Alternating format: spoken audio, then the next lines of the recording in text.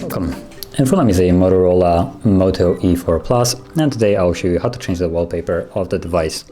So the simplest way to do it is just find an empty space on your home screen, hold your finger over it, it minimizes to that kind of like the way you can see right now, and you have a couple options on the bottom right here. So wallpapers, widgets, and settings. Choose wallpapers. It will show you all the preloaded wallpapers on the device. So you can see are all the ones that come pre-installed. And if you want to choose some that, for instance, that you have captured with the camera, you can always go to My Photos and you will find all your photos over there. But I don't have any, so I'm just gonna stick with some wallpaper that they have. So choose this one. And it's apparently a folder that has additional photos to choose from. So there is a wide plethora of options that you can go for.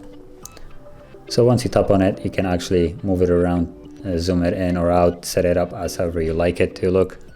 And once you're satisfied with the position of it, so let's say like this, tap on Set as Wallpaper, you get a couple options. So you can set it as your home screen, a lock screen, or set it for both.